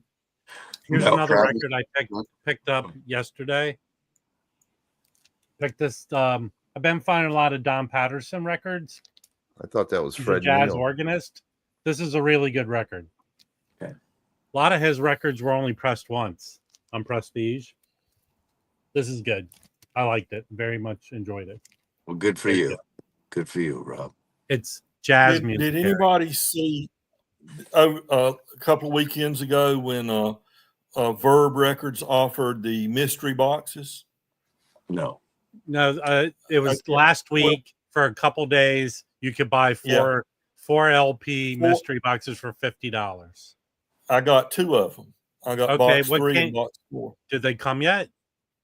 Yeah, I got them. The 14th was the last day for it. No, but they're breathing hard. I got. Did you get Frank Zappa? 8 records. No, all Verve. So Verve. He was on. Yeah. Was he? Okay. I got this Nina Simone record. Was one of them. Okay. There was let's see, Johnny Hartman. Johnny Hartman. Oscar Peterson Trio does a tribute to Sinatra record. John Coltrane's Love Supreme, the 2022 pressing of Love Supreme. That's the Chad one. And Pharaoh Sanders. That's going to melt your face here, Elliot. And a couple of other. I'm off the top of my head. I can't remember what the other. Pharaoh Sanders is going to melt your face. Ella Fitzgerald live at the Hollywood Bowl. Yeah, but Elliot can, the ones he doesn't like, he can put in one of his next record shows. I'm selling most of them at my next record show. What did it break down to I per already have record? 2 copies of Love Supreme. I've got the Ella Fitzgerald at the Hollywood Bowl. That's $12 a record. And I got here's the kicker. I'll tell you, if you see a deal like that from Verve, they charged me almost $18 shipping. Yeah. So the total cost for them. The total cost was $126. So that's a big difference from, you'd expect, 110 or something. So that it averaged out to a little over $15 a record. Fuck the man. It's the man. The man's the man. But it was just interesting to see what they would send me. The Verve. That's why I don't buy from the Verve. I just got a news flash that Rob's gonna hate me saying, but Mike Johnson just threatened to close down the House if they try to push for a vote to release the Epstein files. How fucked up is that? Got to protect the Trudeau. It's not. Probably, I mean, it's not. Clinton's probably in there too. Fucking release it.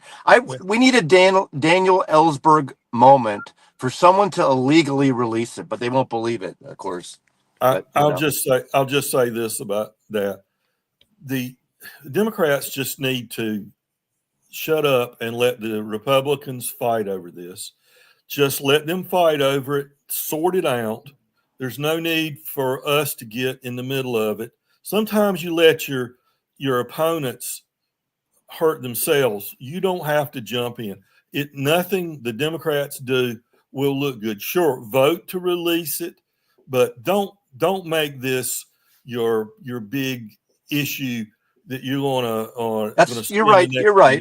I still think we need a whistleblower to fucking steal them and somehow release them. You know what? We want hold on, Elliot. Hillary's basement. There's okay.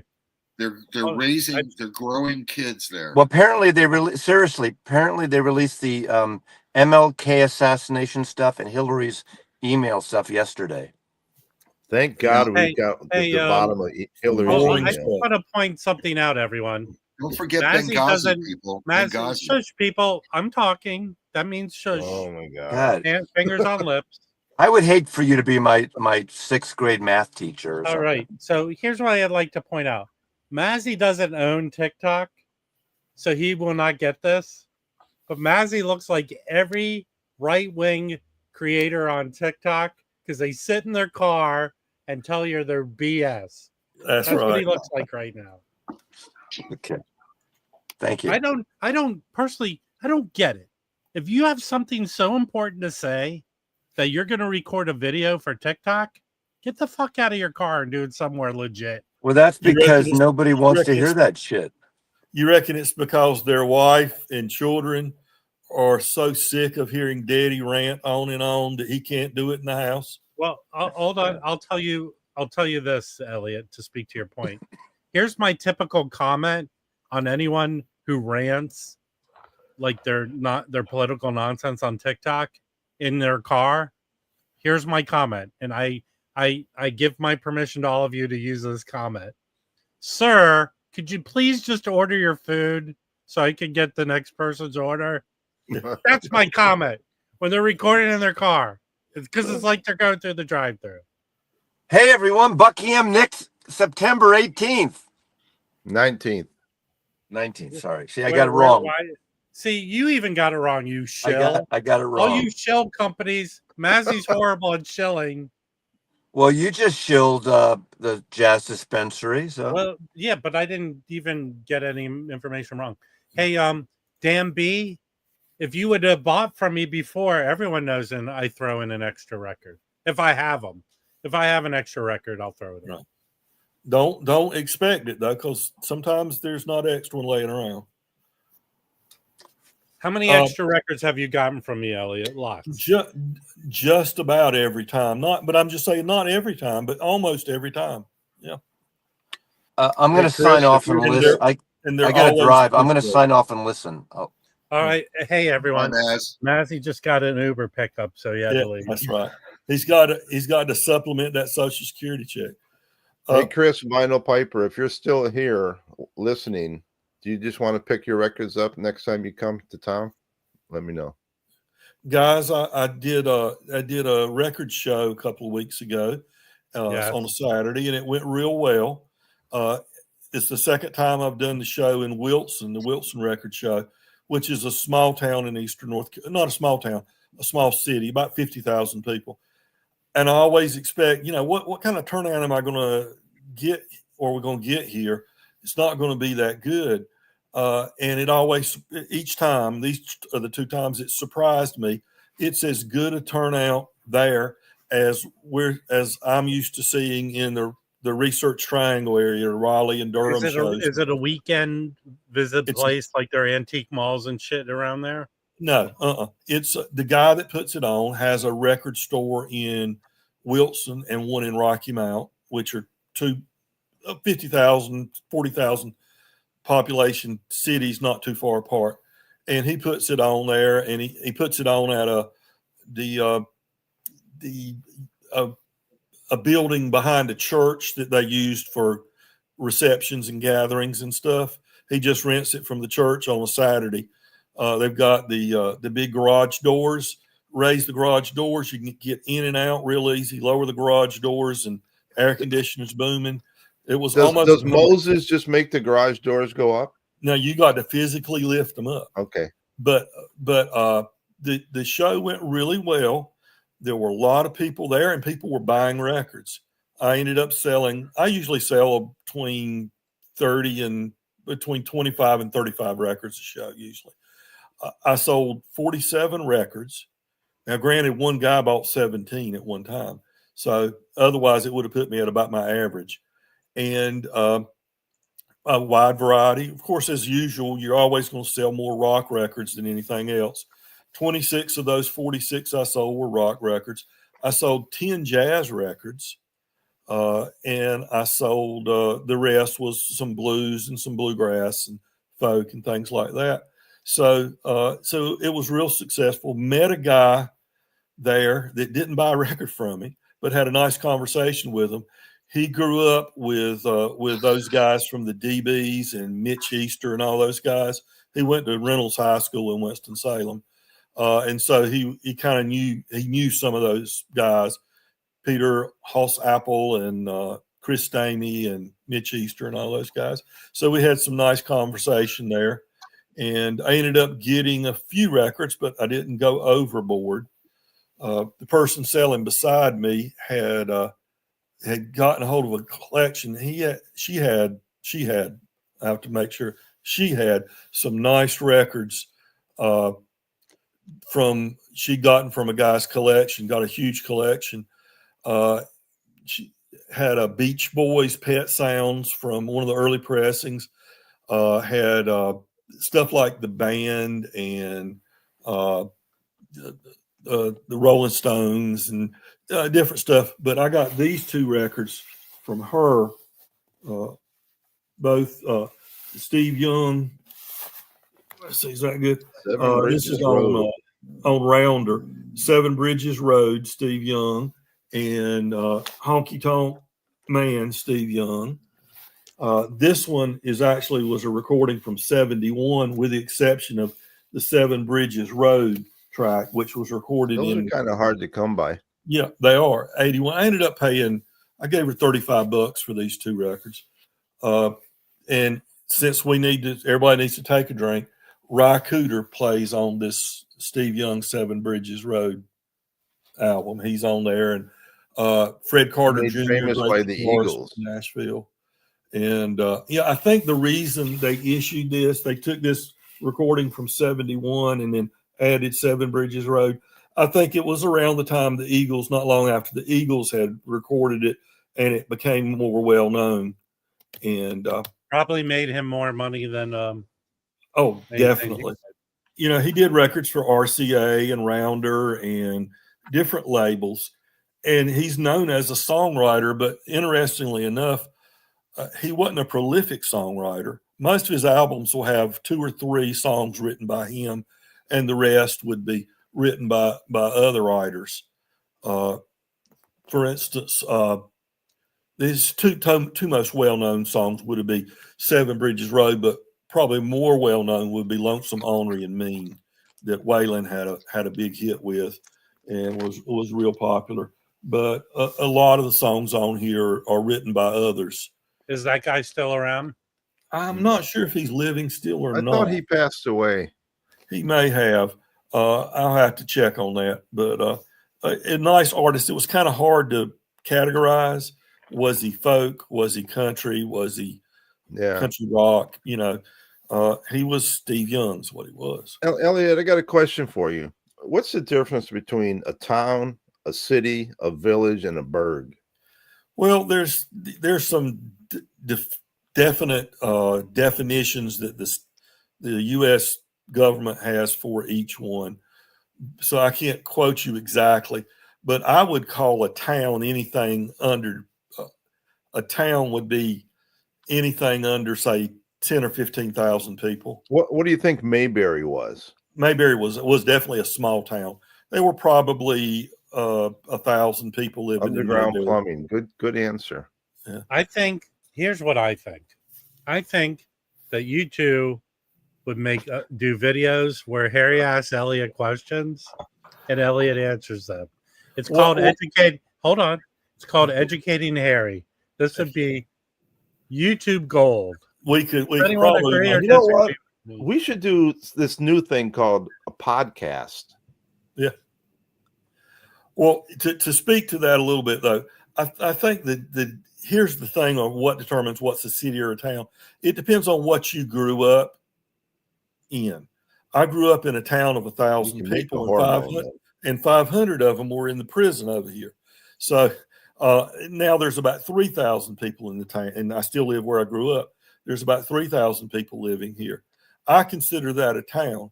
But just down the road is Dunn, home of who? What great early rock and roll star?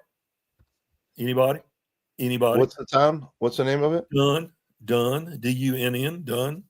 I don't know, but they mentioned it on the first James Gang album. Dunn's Jerry Lee California. Schwartz. It's Link Ray, people. Link Ray. Well, Dunn has a population of about 10,000. I always considered Dunn a big town or a little city. But if you ask someone that grew up in Dunn, they would tell you they grew up in a small town. If you grew up in Brooklyn or the Bronx or somewhere, or you grew up in Chicago, on the south side of Chicago, you would consider anything, you'd consider a 50,000 population city a little town. Yeah. All right. So Harry, let me help you out here. The difference between where Elliot lives, a town versus a city. In the town, the drunk you're allowed to sleep in the jail overnight. And it's as the crow flies. And there's a big word. So I don't have anything, negative is safe about people from a small town. But so you're talking about. I was born in a small town. Or you talk about perspective, Elliot? Yeah, but went to school in a small town. Perspective. For those of you who live in a small town, perspective means the way you look at things. Right. Well, hold on. I was born in a small town. To be fair, where Jim lives, Jesus, like LA, where Jim lives, it's a town. Like Jim lives in a town. It's a small little town, but it's in LA. Encompassed within this big metro area. Yeah. Yeah, that's the way my experience. Chance has got it figured out. What did Chance say? I wouldn't have anything derogatory. Hey, you know what? With this attitude, Chance, I don't see you doing very well in LA this week. Which Chance? Chance, whatever you do, get on the 405 around 3:30. I didn't say this publicly. The real reason I'm leaving town is because Chance is coming here. Both of us cannot exist in the same city. I'll tell you, I only go to Portland now. Traffic. The only reason I go to Portland now is because Dr. Roberts is in Germany. Yeah.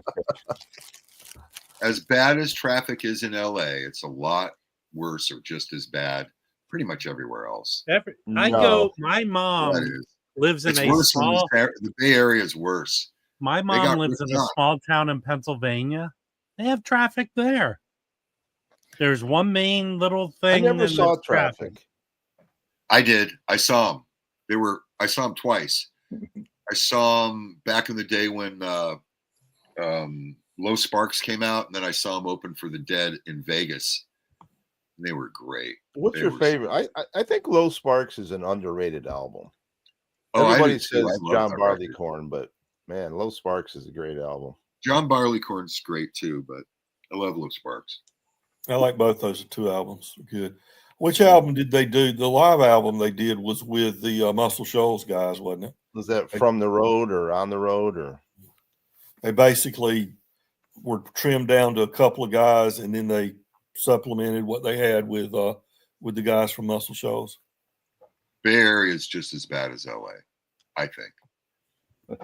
They don't have freeways. They got ripped off. They didn't. So you got to, they have. What do they have in San Jose? They got these speedways or something. I don't know. There's traffic. There's traffic everywhere. My town of 3,000. Because we have one of the few bridges across the Cape Fear River. Good movie, by the way. Remake was pretty good, but the original was the best. What movie? Cape Fear. Cape Fear. Yeah, both great. Yeah, but several highways converge.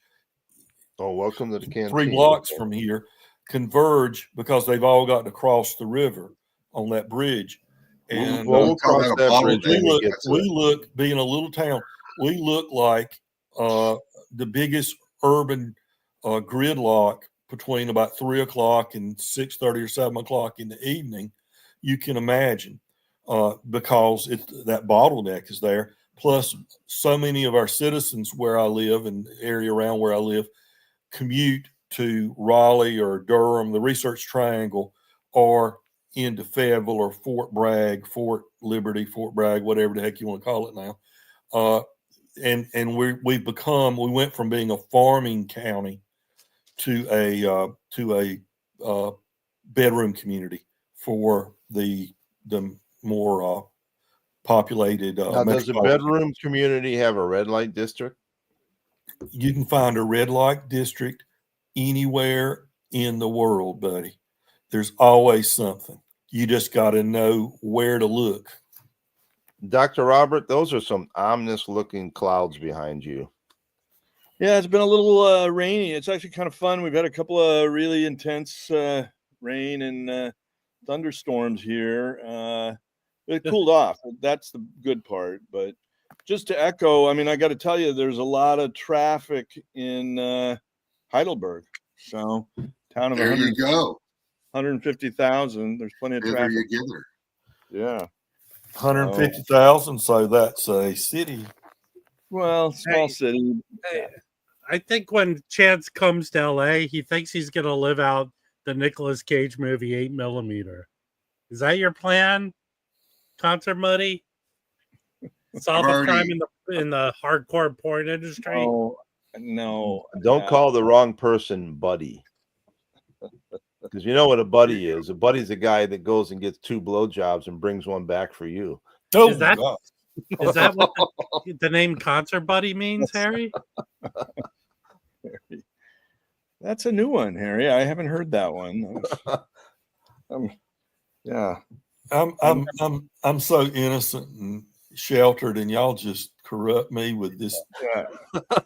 No, I'm not going to try to remember that because I don't think I want to repeat it. No, but it's not bad. I don't want to repeat that one. You know, when Elliot wears that shirt out in public in his town, they go, "Look at Elliot. He just came back from Cuba." Well, you know that there's an old joke that goes something like this. The fella was having trouble in the bedroom, and so older guy, my age or so, and so he goes to his doctor and he talks to his doctor about it. And 2 days later, he shows up around town, and he's wearing, a top hat, a cane with a diamond tip, just dressed to the nines.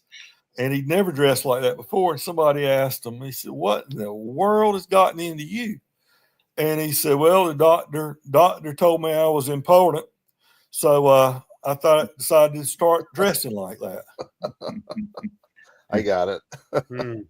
How did that help his clinical problem, Elliot? You still have to take building up his self-esteem, Dr. Robert. You know, so much of it is up here. Hey, Elliot, I've heard that joke before, but much shorter. Yeah. I've heard it much longer, though. I shortened that one. Nicely done. So, yeah, that's a joke. The problem with this crowd is they don't appreciate good storytelling. Y'all couldn't sit through a Jerry Clower concert back in the 70s. You'd be going, "Where's the punchline? Where's the punchline?" I know. You mean, there's so many stories. When you're done, Elliot, I still say that. There's only so many stories you can hear about a muskrat getting loose in church. Muskrat love. They lose their interest after a while. That's the whole I thing. actually like that Muskrat Love song. I used to know a lot of people are very critical of it, but I actually like it. We used to trap them out at the little bend in the river, and $2 a pelt. $2 a pelt for muskrats. Hey, Rajesh. Elliot's jokes are very impotent, not important. So I do have a story that's not a medical story, but seems to fit with the theme of this live stream. Well, let us. Not interested, Doc. I got to wait for a green light. I don't know. Let's ahead. Go. Green light. Let's go. When has that ever stopped you?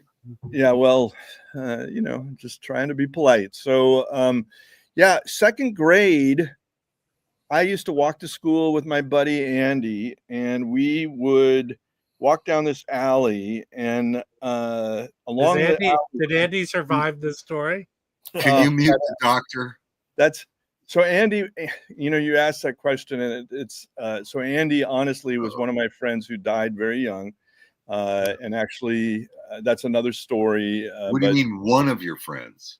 Well, I have had a couple, but Andy died of his own hand. He did have schizophrenia, but that's not the story. Andy was, like a brother to me, and we in second grade used to walk from school to our little elementary. From home to our little elementary school, and go down these alleyways. And there was an alleyway where the guy who lived there would throw his Playboys away in his garbage. And so we'd walk past his garbage and we would check it regularly. And occasionally we would find Playboy magazines. And in second grade and third grade, and use condoms. Well, probably we didn't look for that, but magazines, as far as I could tell, were clean, and we would carry them with us, but we couldn't take them all the way to school. So we stopped at a third friend, Lauren, and his family's garage was right on this alleyway, and we would stop and look at these Playboys on our way to school. Sorry, Jeff. Yeah, and store them in Lauren's garage. But it turned out that Lauren's house was right next door to the principal of the school, Mr. Demry. And so we would be out there looking at these Playboys. And one day, Mr. Demry came out his back door and walked through the alleyway to his school. And he nodded. He saw us. He said, "Hi, boys." And, but didn't see the Playboy. We didn't, we were hiding the Playboys, but we, didn't know what he'd seen. So he goes into school. We finish up with the Playboys and head into school.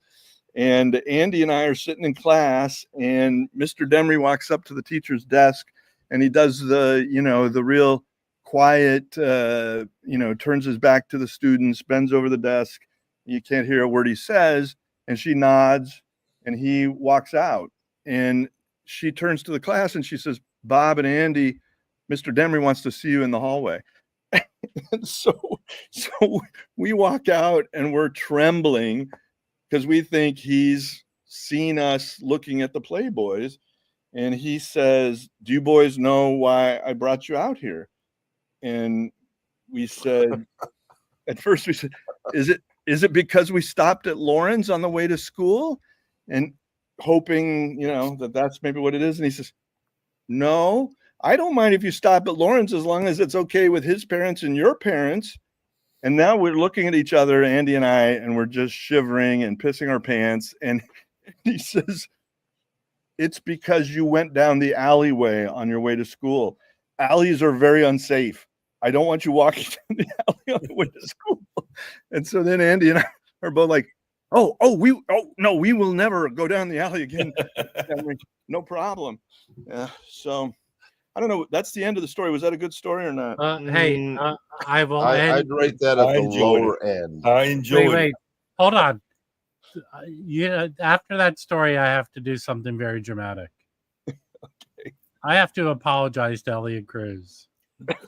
Elliot Cruz, I will never, ever, ever again criticize you telling a story. Never. It will never, ever happen. Hey, Elliot, I'm glad I can do that for you. And, we'll figure out a way that you can repay me. Because we can work together, Dr. Robert. We can help each other. There you go. People helping people. Elliot, thank you for sharing that. Yeah, Dr. Robert. I had recommended to Jim to put a board in front of him with all the stories he has. I thought he was going to say he found some old medical magazines. I have Playboy stories from my youth. Well, they're not as good as that one, Dr. Robert. Well, I told you, Well, tell one. If you tell one, I'll tell one. Show me yours. I'll show you mine. My praising of you, Elliot Cruz, was not permission to tell a story. I got one though. Okay. All I'm going to say put Chris's comment up there? Put Chris's comment up there for Dr. Robert. Oh yeah. No. Okay, yeah. Well, that's listen, I've been to the Playboy Mansion. I'm sure you have. And my story is not as good as yours, Rob. You've told it. Now you get on us all the time, Rob. I'm not telling the story. Elliot, here's the art humble of having bragging again, Rob. You've told us that. You've dropped that Elliot. many times. Elliot, do not. Elliot, here's the art of having a good story. I've told it a couple times before. You are correct. I'm not telling the story. I'm just saying I have a Playboy. I know. Put Ivan's comment up there. I want to respond. In the Playboy Mansion, you're humble bragging, Rob. There's no reason to humble brag. Ivan, it is when Rob gets done with it. It used to be the Sears catalog. I've never told this story before publicly here. Oh my. But I grew up in a suburban community that had several sections to it, spread over a vast area. That would be a city. The area was called Kettering. There was Old Kettering. There was New Kettering. They had the builder who built all this suburban community had an outpost where they kept all the construction stuff. Elliot has an outhouse. And one day where we were all bored, this kid goes, "Come with me." And where we go? We're going to sneak into this outpost. And we all sneak in. It was a weekend. No one was in this place. We go in, and it's this dark back area. And all that's back there are stacks and stacks of Playboys. So it was like, wow, awesome. Nirvana. There used to be places like that. Yes. Hey, we started off with the Sears catalog, ladies' underwear. Wow. Hey, by the way, here's my shirt. Safari gave away free T-shirts. Yeah, but this white. I don't wear white T-shirts. Did you get that last weekend? This past weekend, they gave away free T-shirts for the fourth anniversary? Is that what it was? Yeah, and tote bags too. That's cool. Rob, everybody, I want to recommend a really good movie I watched the night before last that I think others might enjoy. And it's an older movie, and some of you may have already seen it. It's from 2011 or 2014. I don't remember which. But it's Tommy Lee Jones and Hilary Swank. Hilary Swank. The Western. The Homesman. Yeah. Oh, man, what a good movie that was. A Western, but not a Western in the traditional sense. Takes place in Frontier, Nebraska. and not to give the story away, but basically it involves a journey where Tommy Lee Jones and Hilary Swank have to take 3 women who had gone insane during the last winter there in Frontier, Nebraska, back across the Missouri River to people that were going to care for them. And so, so it's not your traditional, they're not gunfights and, people rounding up herding steers or anything like that, but just a really good nuanced movie. Nothing too flashy about it. So I want to recommend a movie that a lot of you may not have seen that I thought was really good. You're an idiot. I can't see what it is. Shawshank.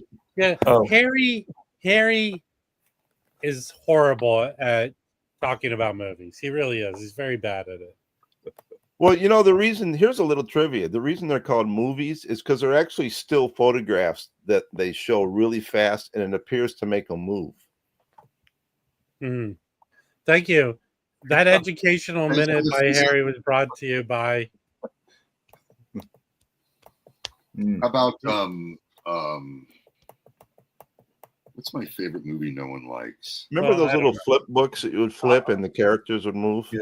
I'll tell you right now, growing up in Washington, D.C., parents divorced, my dad would take us out. One of my favorite things to do is I don't need to go to the Smithsonian ever again, but the Smithsonian at that time used to have, what do you call them? The old where they had the old machines, Moviolas. They had all these old stuff, and you could go in there and watch the Moviola. And then there was that circle thing that made the image to appear that it moved. That was a cool thing they used to have at the Smithsonian. How about the movie? If anyone wants something good to watch, there's that new show on Netflix called Untamed with Eric Bana. It's just a mini series or whatever. It's 6 episodes. Go watch that. Limited series. Yeah. Limited series. That show is awesome. I watched that last week. It was very good. Was it good? Was it good? Yeah, it's good. I'm on my 3rd season of Ted Lasso, and I'm really liking it. I'll have to check that out. Starting to watch. I never have started watching that. I'm watching the Harry Potter now, Dr. Bob. Starting to watch the Harry Potter. Well, you should get a commission. I think you should get a commission for that. Next year or the end of this year, Max is redoing Harry Potter as a series. So they have already plotted out to be 10 seasons. Is Apple Corps going to be a producer for that, or? Huh? Is Apple Corps going to be, part of the production team?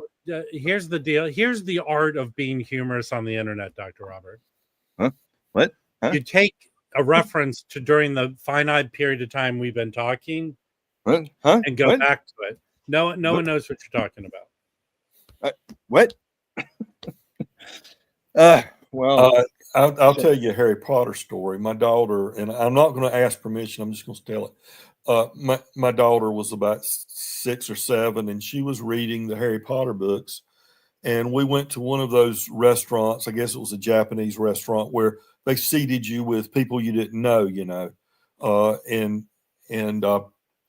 she had her Harry Potter book with her, and she was, reading while we were waiting. And the lady beside us, we had talked with a little bit, lady probably my age now, back then, this is, 20 years ago, more than 20 years ago. And she got very judgmental about my daughter reading a Harry Potter book because she believed it was, witchcraft and it was satanic or something, and that stereotypical right-wing evangelical reaction. And we remain, and I made a comment, well, I feel like it's, it's just a fantasy story and she enjoys them. And so eventually our food started coming and everybody started to dig in. But my daughter, being the very intuitive and sweet little girl she was, she looked at us and said, "Shouldn't we say the blessing?" And I said, "Well, yeah, we should," but we didn't want to stop anybody else. So very quietly, my wife, myself, and my daughter led us in a blessing for the food. And that shut that woman up. So that shut her down. So it's not the words you speak, it's the actions you show.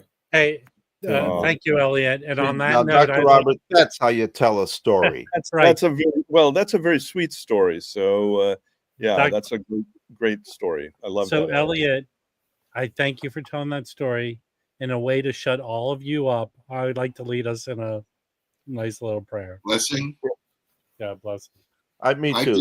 Dear Lord, thank you for 9 o'clock, and this stream is finally done. And I'm looking forward to decent parking in Los Angeles today. Accept you as my savior when it comes to parking and traffic. All right, Thank everyone, you. take care. So hey, everyone, I'm doing a live stream tomorrow morning, Wednesday, because Thursday I'm traveling. So come back tomorrow morning, and we'll tomorrow morning. Awesome. Very cool. Okay. Take care. Have a wonderful day, everyone. Bye, everybody. Bye, everybody. Cheers.